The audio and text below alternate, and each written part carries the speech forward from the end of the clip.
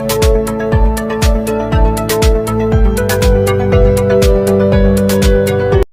इसको हम लोग हल करके देखते हैं दोस्तों कि क्या आता है आंसर। तो 140 का अभाज्य गुणनखंड हो जाएगा 2 से 70 बार में, फिर 2 से 35 बार में, फिर चल जाएगा 5 से 7 बार में। तो इसका हो जाएगा दोस्तों 2 गुना 2 गुना 5 गुना।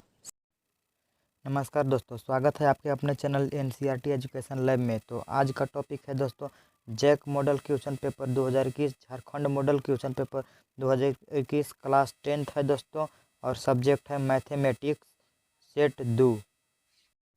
पहले है दोस्तों खंड ए, सेक्शन ए, प्रश्न संख्या 1 से 30 तक के प्रत्येक एक अंक का है। 1 से लेकर 30 तक जो प्रश्न है दोस्तों वो एकत अंक का है, एक एक अंक का है। दिए गए 4 विकल्पों में से सही विकल्प का चयन कीजिए। तो पहला प्रश्न है दोस्तों, निम्नलिखित में से कौन 140 का अभाज्य गुणनखंड है? ऑप्शन ए है 2 स्क्वायर इंटू 5 गुना 7, और बी है दोस्तों 2 गुना 5 का स्क्वायर गुना 7, और सी है दोस्तों 2 गुना 5 गुना 7 का स्क्वायर, और डी है दोस्तों 2 गुना 5 गुना 7। तो इसको हम लोग हल करके देखते हैं दोस्तों कि क्या आता है आंसर। तो 140 का अभाज्य गुणनखंड हो जाएगा 2 से 70 बार में, फिर 2 से 35 बार में, फिर चल जाएगा 5 से 7 बार में। तो इसका हो जाएगा दोस्तों 2 गुना 5 गुना 7 बराबर में 2 स्क्वायर इंटू 5 इंटू 7। तो हल करने पर आया दोस्तों 2 स्क्वायर गुना 5 गुना 7। तो इसमें कौन ऑप्शन है दोस्तों? तो इसमें ऑप्शन ए है, इसलिए इसका ऑप्शन ए सही आंसर है दोस्तों। अब है दोस्तों दूसरा क्वेश्चन, y बराबर पी एक्स का ग्राफ दिया गया है। बहुपद पी एक्स के शून्यकों की संख्या क्या है? ऑप्शन ए है दोस्तों 1, बी है 2, सी है 3, डी है 0। तो इसका सही आंसर होगा दोस्तों बी 2। जितने बार एक्स अक्ष को रेखा काटी है उसको गिना जाता है दोस्तों, इसलिए इसमें हो जाएगा बी सही आंसर 2। अब है प्रश्न संख्या 3 दोस्तों, बहुपद एक्स स्क्वायर माइनस 3 के शून्यक हैं। ऑप्शन ए है दोस्तों √3 और बी है दोस्तों -√3 और सी है -√3 और डी है 3। तो चलिए इसको हल करके देखते हैं दोस्तों क्या आता है। तो एक्स स्क्वायर -√3 का शून्य होगा दोस्तों एक्स स्क्वायर -3, एक्स स्क्वायर -√3 का स्क्वायर हम लोग लिख सकते हैं दोस्तों, क्योंकि √3 गुना √3 करेंगे तो 3 ही आएगा। तो इसमें हो जाएगा दोस्तों x -√3 का होल स्क्वायर, इसको लिख सकते हैं दोस्तों। तो a square minus b square, a square minus b square, इस पर देखिए दोस्तों a square minus b square होता है a plus b, x plus √3 into a minus b. तो होता है दोस्तों एक्स -√3 हो जाएगा। ये नहीं करना है दोस्तों, ए माइनस बी स्क्वायर पर नहीं करना है। तो इसका शून्यक हो जाएगा दोस्तों, इसका हो जाएगा एक्स प्लस √3 बराबर 0। तो एक्स बराबर हो जाएगा दोस्तों -√3। अब इसका हो जाएगा दोस्तों एक्स -√3 बराबर 0। तो एक्स बराबर हो जाएगा दोस्तों √3। तो इसका शून्यक हो जाएगा एक्स बराबर -√3 और √3 दोस्तों। तो हल करने के बाद आया दोस्तों -√3 तो इसमें कौन सा ऑप्शन सही होगा दोस्तों? इसमें सही हो जाएगा सी -√3। अब है चौथा क्वेश्चन दोस्तों, प्रश्न संख्या 4, निम्नलिखित में कौन द्विघात समीकरण है? ऑप्शन दिया हुआ है दोस्तों, तो ऑप्शन के चलिए हम लोग सॉल्व करके देखते हैं। पहले ऑप्शन ए को हम लोग हल करके देखते हैं कि यह द्विघात समीकरण है या नहीं। तो द्विघात समीकरण वो होता है जो a x square plus b x plus c बराबर 0 के रूप में हो। अगर इस रूप में समीकरण है तो वह द्विघात समीकरण होता है। तो चलिए हम लोग इससे हल करते हैं। तो ए माइनस बी का होल स्क्वायर बराबर होता है ए स्क्वायर, तो हो जाएगा एक्स स्क्वायर माइनस 2ab, तो 2x इंटू बी, तो b है 2, 2ab प्लस बी स्क्वायर, तो बी स्क्वायर यानी कि 2 का स्क्वायर प्लस 1 बराबर है दोस्तों 2x माइनस 3। अब आगे हो जाएगा दोस्तों एक्स स्क्वायर माइनस 2x और 2x से 2 में गुना होगा तो आ जाएगा 4x प्लस 2 का स्क्वायर करेंगे तो 2 दूना का 4 हो जाएगा दोस्तों प्लस 1 है बराबर 2x माइनस 3, 2x माइनस 3। अब हो जाएगा दोस्तों x square minus 4x plus 4 और 1 5 बराबर 2x माइनस 3। अब आगे होगा दोस्तों x square minus 4x plus 5 है दोस्तों 5s, और इसको बराबर के इस ओर लाएंगे तो प्लस में है माइनस 2x हो जाएगा दोस्तों, और ये माइनस 3 है तो प्लस 3 हो जाएगा बराबर 0 हो जाएगा दोस्तों। तो अब हो जाएगा एक्स स्क्वायर माइनस 4x और माइनस 2x, तो हो जाएगा माइनस 6x प्लस 3 और प्लस 5 और प्लस 3 हो जाएगा दोस्तों प्लस 8 बराबर 0। तो a x square plus b x plus c बराबर 0 इस रूप में यह है दोस्तों, इसलिए यह द्विघात समीकरण होगा। यह द्विघात समीकरण है। ये माइनस प्लस नहीं देखना है दोस्तों, बस यह देखना है कि a square plus b x plus c के रूप में है या नहीं, तो यह है दोस्तों। तो ऑप्शन सॉल्व करने के बाद आया दोस्तों इसका सही आंसर होगा option number A x minus 2 का वर्ग प्लस 1 बराबर 2x माइनस 3। बाकी सभी ऑप्शन गलत है दोस्तों, आप लोग सॉल्व कर कर देख सकते हैं। यदि ये हमारा सही आ गया तो ये निश्चित ही गलत ही आएगा दोस्तों। ये हमारा सही आ गया तो बी सी डी ऑप्शन गलत ही होगा। अब है दोस्तों प्रश्न संख्या 5, a x square plus b x plus c बराबर 0 के दो भिन्न वास्तविक मूल होंगे यदि। ऑप्शन ए है दोस्तों बी स्क्वायर माइनस 4ac बड़ा है 0 से, और बी है दोस्तों बी स्क्वायर माइनस 4ac छोटा है 0 से, और सी ऑप्शन है दोस्तों बी स्क्वायर माइनस 4ac बराबर 0, इनमें से कोई नहीं। तो इसका सही आंसर होगा दोस्तों A option A B square minus 4ac बड़ा है 0 से। इसमें क्या होता है दोस्तों, यदि द्विघात समीकरण का विभेद कर 0 से बड़ा हो गया तो वो दो भिन्न वास्तविक मूल होते हैं दोस्तों। अब है दोस्तों प्रश्न संख्या 6, समांतर श्रेणी 4 10 16 22 डॉट डॉट डॉट का सार व अंतर है। सार व अंतर को डी से निरूपित करते हैं दोस्तों। तो डी निकालने का नियम होता है a2 माइनस a1, दूसरे पद में से पहले पद को घटाया जाता है। तो 10 में से 4 हम लोग घटाएंगे दोस्तों, तो आएगा हम लोग का 10 माइनस 4 बराबर आएगा दोस्तों 6। तो इसमें ऑप्शन है ए 4 बी 6 सी माइनस 4 डी माइनस 6। तो इसका सही आंसर होगा दोस्तों केवल 6, इसका आंसर हो जाएगा बी 6। अब है दोस्तों प्रश्न संख्या 7, यदि समांतर श्रेणी का प्रथम पद यानी कि ए बराबर 10 दिया है दोस्तों, और सार व अंतर डी बराबर 10 दिया है, तो तीसरा पद ज्ञात करना है। तो हम लोग को ज्ञात करना है दोस्तों a3 हम लोग को ज्ञात करना है। तो a3 बराबर सूत्र होता है 2a प्लस डी। तो 2 बराबर हो जाएगा दोस्तों 2 गुना डी का मान 10 है, और प्लस है दोस्तों डी का मान 10 है, ए का मान 10 है और डी का मान भी 10 है। तो 10 गुना 2 करेंगे तो 20 आएगा दोस्तों, और प्लस 10 बराबर आएगा दोस्तों 30। इसका आंसर हो जाएगा 30 सही आंसर। ऑप्शन नंबर सी सही इसका होगा दोस्तों 30।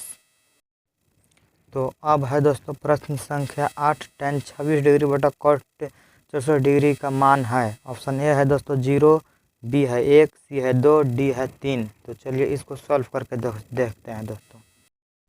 तो इसको सॉल्व करेंगे तो दोस्तों तो आएगा 10 26 डिग्री बटा कोट 64 डिग्री है दोस्तों। तो इसको सॉल्व करना है तो हो जाएगा 10 थीटा बराबर होता है दोस्तों कोट 90 माइनस थीटा का वैल्यू 26 डिग्री है दोस्तों। तो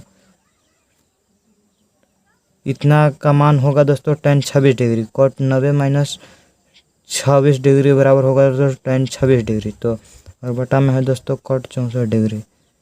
कोट 64 डिग्री तो हो जाएगा दोस्तों कोट 90 में से 26 घटाएंगे दोस्तों तो आ जाएगा 64 डिग्री और बटा में कोट 64 डिग्री है दोस्तों। तो हो जाएगा कोट 64 डिग्री। ये दोनों कट जाएगा दोस्तों तो आ जाएगा 1/1 1/1 बराबर 1। इसका आंसर हो जाएगा दोस्तों। तो सॉल्व करने पर आया दोस्तों 1, इसलिए इसका सही आंसर हो जाएगा दोस्तों ऑप्शन नंबर बी 1। तो प्रश्न संख्या अब 9 है दोस्तों।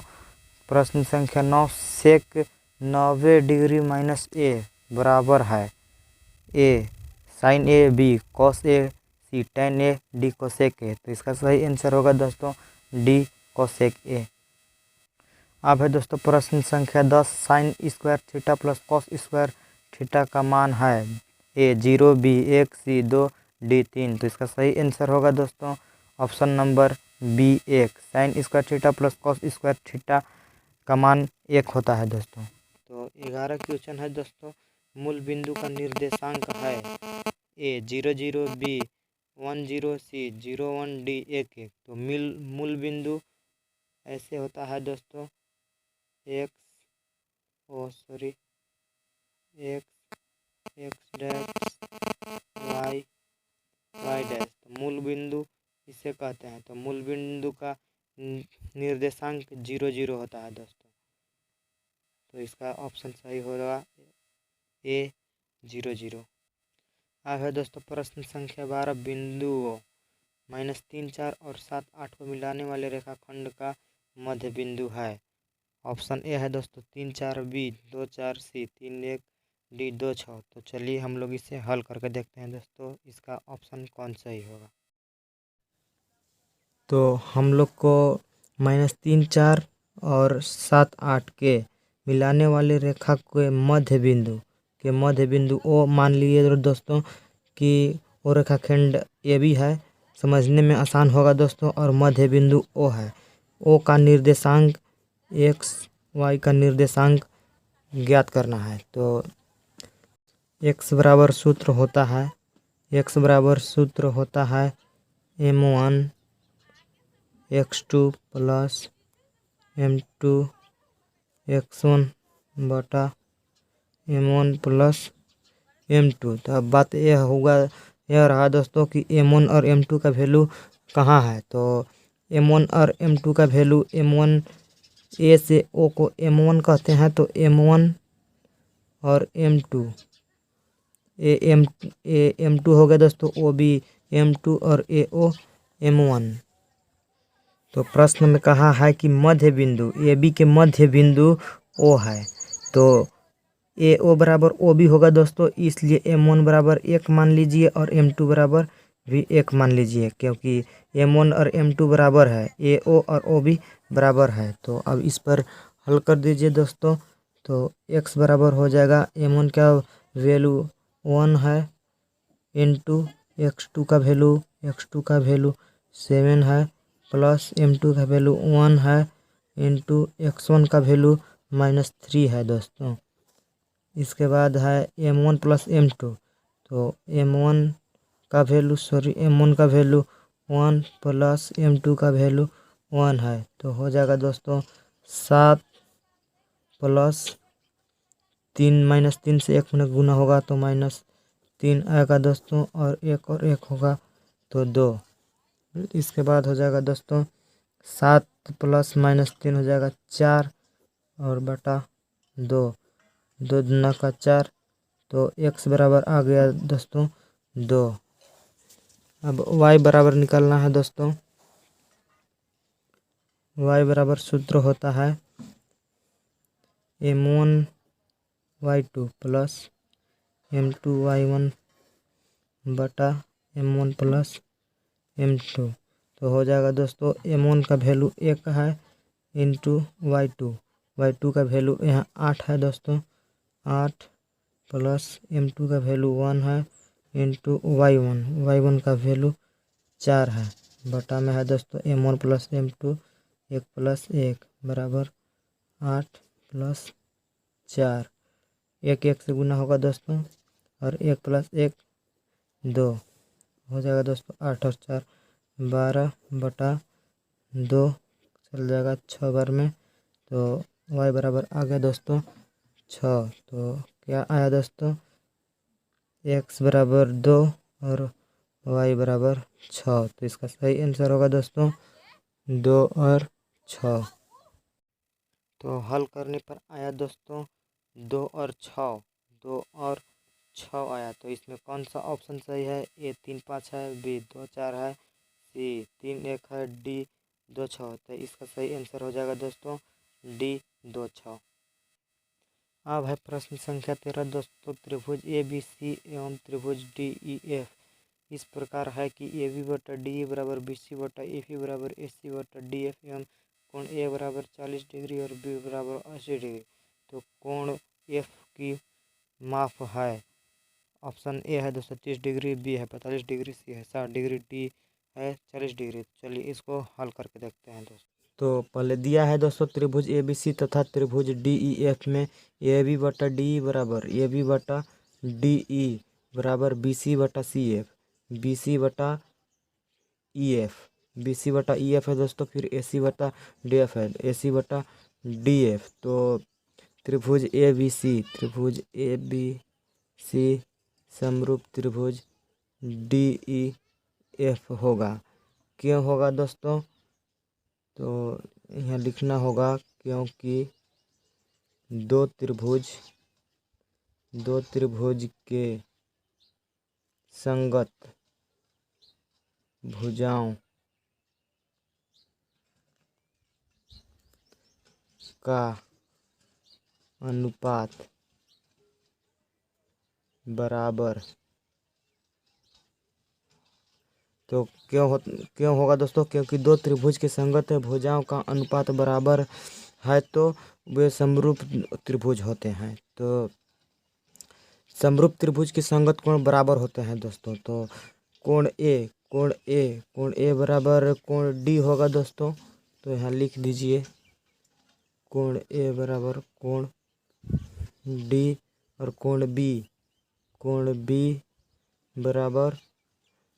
बी बराबर सी होगा दोस्तों। कोण बी बराबर कोण सी होगा और कोण सी बराबर कोण एफ होगा।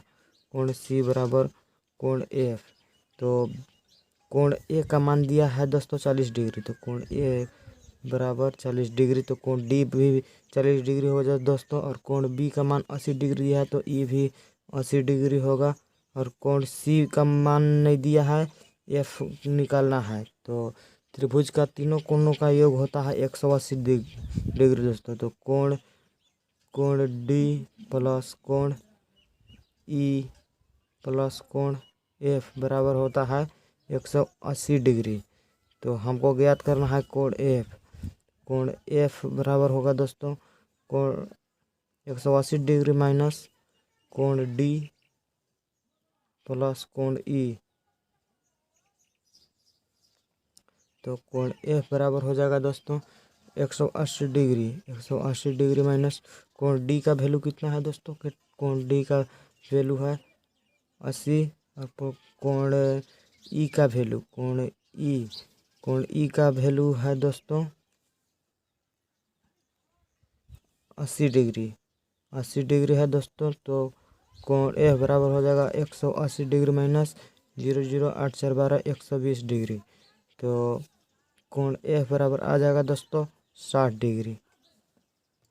तो हल करने पर आया दोस्तों 60 डिग्री। तो इसमें 60 डिग्री ऑप्शन नंबर सी है, इसलिए इसका हो जाएगा ऑप्शन सी 60 डिग्री आंसर सही दोस्तों।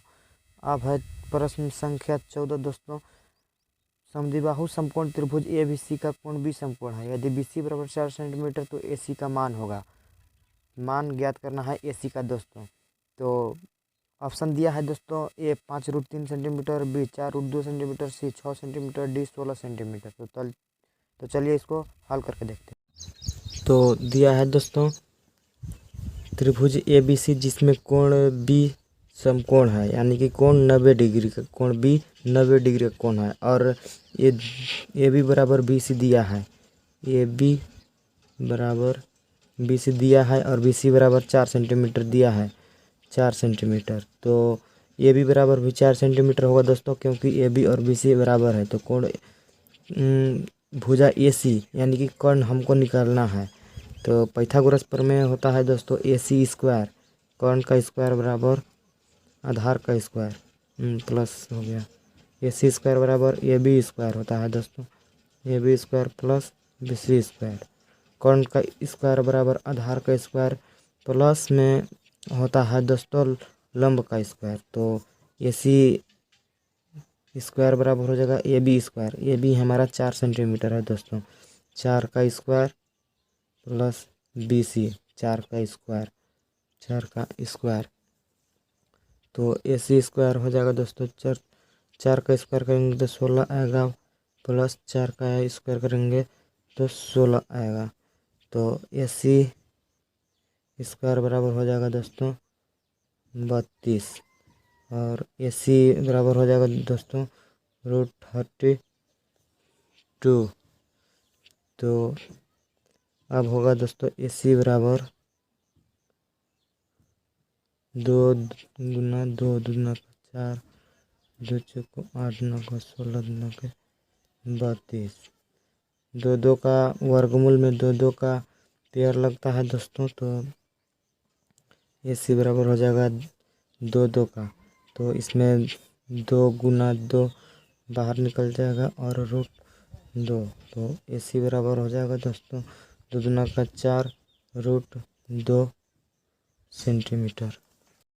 तो हल करने पर आया दोस्तों 4√2 सेंटीमीटर। तो इसका आएगा ऑप्शन हो जाएगा दोस्तों, ऑप्शन बी सही होगा 4√2 सेंटीमीटर। तो 15 क्वेश्चन है दोस्तों। वृत्त की सबसे बड़ी जीवा होती है, ए चाप, बी चापकोण, सी व्यास, डी इनमें कोई नहीं। तो इसका सही आंसर होगा दोस्तों सी व्यास। 16 क्वेश्चन है, किसी वृत्त का व्यास 14 सेंटीमीटर तो उसकी परिधि होगी, A 22 centimetre, B 7 centimetre, D 44 centimetre, D 25 centimetre. तो इसको चलिए हल करके देखते हैं। तो 16वां क्वेश्चन में दिया है डी बराबर 14 सेंटीमीटर, यानी कि व्यास बराबर 14 सेंटीमीटर और वृत्त की परिधि ज्ञात करना है। तो डी बराबर 14 सेंटीमीटर है, तो आर बराबर होगा यानी कि त्रिज्या आर बराबर होगा 14/2, क्योंकि त्रिज्या डी का दुगना होता है और डी से आधा होता है त्रिज्या। तो आ जाएगा दोस्तों 7। तो आर बराबर 7 सेंटीमीटर। तो वृत्त की परिधि हम लोग से पूछ रहा है दोस्तों, वृत्त की परिधि। तो वृत्त की परिधि बराबर सूत्र होता है, वृत्त की परिधि 2πr होता है दोस्तों, 2πr। तो 2 गुना पाई का मान होता है 22/7 और आर का वैल्यू है 7। 7 कट जाएगा दोस्तों, 22 गुना 2 करेंगे तो आएगा हमारे पास 44 सेंटीमीटर। तो इसको हल करने पर आया दोस्तों 44 सेंटीमीटर। तो इसमें है ऑप्शन सी 44 सेंटीमीटर, इसलिए इसका हो जाएगा ऑप्शन सी 44 सेंटीमीटर आंसर सही होगा। अब है 17 क्वेश्चन दोस्तों। 7 सेंटीमीटर वाले त्रिज्या वाले अर्धवृत्त का क्षेत्रफल है। ऑप्शन ए है दोस्तों 21 सेंटीमीटर, बी 77 सेंटीमीटर, सी 84 सेंटीमीटर, डी 154 सेंटीमीटर स्क्वायर। तो चलिए इसको हल करके देखते हैं दोस्तों। तो इसमें से आर बराबर 7 सेंटीमीटर यानी कि त्रिज्या बराबर 7 सेंटीमीटर दिया है दोस्तों, और अर्धवृत्त का क्षेत्रफल पूछ रहा है। तो अर्धवृत्त का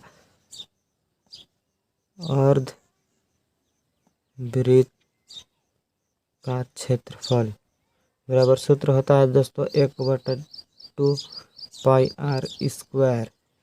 तो 1/2 होगा दोस्तों और पाई का वैल्यू 22/7 इंटू आर का वैल्यू है दोस्तों 7। तो 7 गुना 7, 7 7 से कट जाएगा दोस्तों। तो हो जाएगा 7×14 और 7×14 15/2। और इसको इससे भाग देंगे दोस्तों तो हो जाएगा 7×14 और 7×14 आ जाएगा दोस्तों 77 सेंटीमीटर स्क्वायर। तो हल करने के बाद आया दोस्तों 77 सेंटीमीटर। तो इसमें सही आंसर है दोस्तों ऑप्शन बी 77 सेंटीमीटर स्क्वायर। अब है दोस्तों क्वेश्चन नंबर 18। क्वेश्चन 18 है दोस्तों, यदि 7 सेंटीमीटर त्रिज्या वाले वृत्त का लघु वृत्तखंड का क्षेत्रफल 14 सेंटीमीटर स्क्वायर है तो दीर्घ वृत्तखंड का क्षेत्रफल होगा। तो इसका ऑप्शन है दोस्तों 140 सेंटीमीटर को स्क्वायर, बी 150 सेंटीमीटर को स्क्वायर, सी 125 centimetre square, D 200 centimetre square. तो चलिए इसको हल करके देखते हैं। 18 क्वेश्चन में दिया है दोस्तों आर बराबर 60 सेंटीमीटर यानी कि त्रिज्या बराबर 60 सेंटीमीटर दिया है और लघु वृत्त का क्षेत्रफल 14 सेंटीमीटर स्क्वायर दिया है दोस्तों। दीर्घ लघु वृत्त का क्षेत्रफल ज्ञात करना है। तो वृत्त का क्षेत्रफल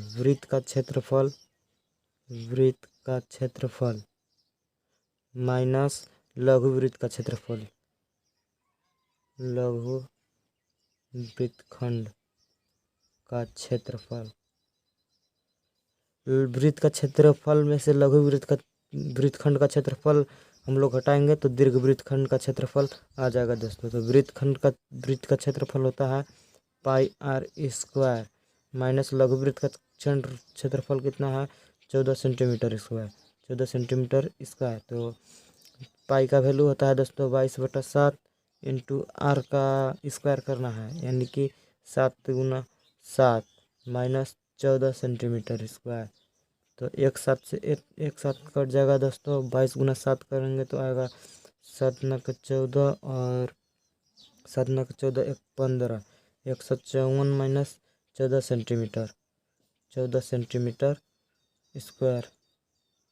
तो 154 में से 14 घटेगा तो आएगा दोस्तों 140 सेंटीमीटर स्क्वायर इसका आंसर हो जाएगा दोस्तों। तो इसको हल करने के बाद आया दोस्तों 140 सेंटीमीटर स्क्वायर। तो इसका ऑप्शन ए सही है 140 सेंटीमीटर स्क्वायर। अब 19वां क्वेश्चन है दोस्तों 7 8 9 7 8 9 9 3 5 4 का बहुलक है। ऑप्शन ए है 7, बी 8, सी 9, डी 3। तो इसमें जो सबसे अधिक बार आया है दोस्तों उसको बहुलक कहते हैं। तो 7 2 बार आया है, 8 2 बार आया है, 9 3 बार आया है और 3 1 बार आया है। तो इसका सही आंसर होगा दोस्तों ऑप्शन नंबर सी 9, 9 अधिक बार आया है। अब है दोस्तों प्रश्न संख्या 20, एक पासा फेंकने पर 5 पाने की प्रायिकता है। ए 1/3, बी 1/6, सी 2/3, डी 5/6।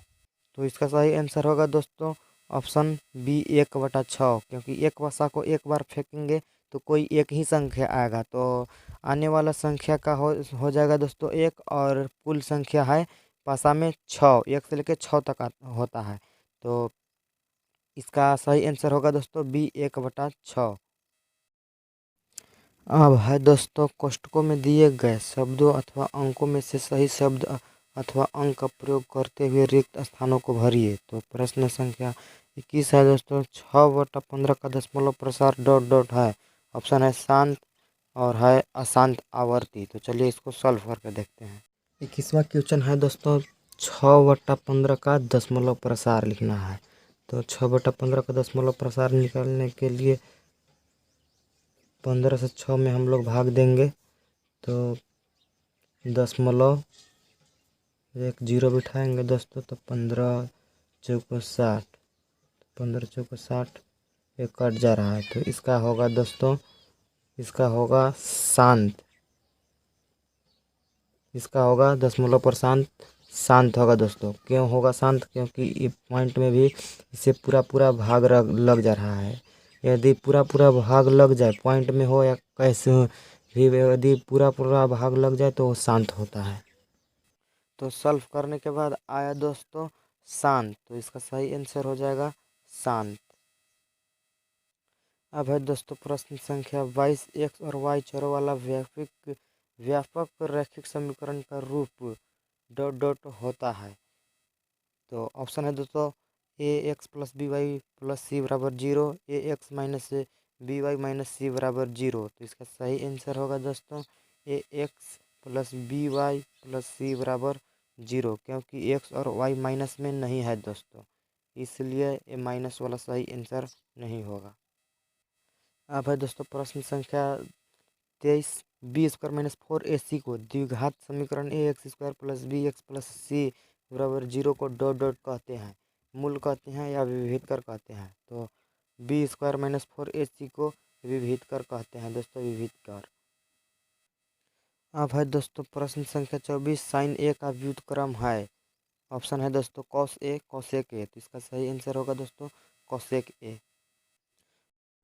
अब है दोस्तों प्रश्न 25 से बिंदु 2,5 की एक्स अक्ष से दूरी है 7, 5। तो इसका सही आंसर होगा दोस्तों 5।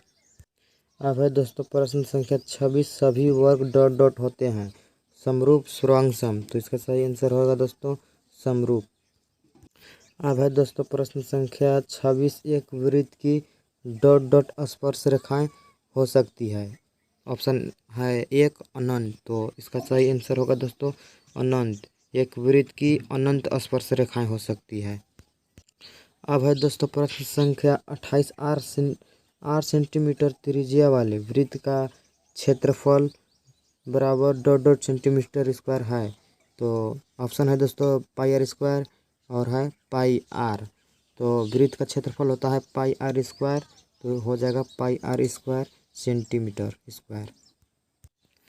अब है दोस्तों प्रश्न संख्या 29 यदि 3 4 5 7 एक्स का माध्य 6 हो तो एक्स बराबर डॉट डॉट होगा। ऑप्शन ए है दोस्तों 1, बी है 2। तो इसका अब 29 को हम लोग हल करते हैं दोस्तों।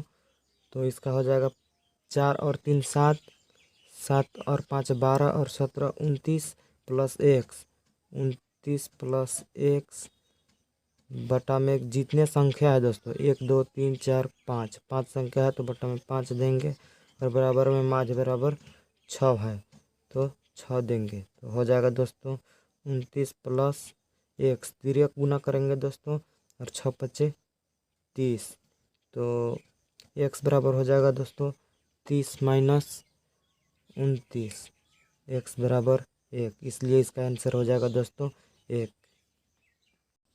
अब है दोस्तों प्रश्न संख्या 30 यदि ई एक निश्चित घटना हो तो उसकी प्रायिकता पी ई बराबर डॉट डॉट होगा। तो जिसका निश्चित घटना होगा दोस्तों, जो एकदम निश्चित होगा उसकी प्रायिकता 1 होती है। तो इसका सही आंसर होगा दोस्तों 0 नहीं होगा 1 होगा।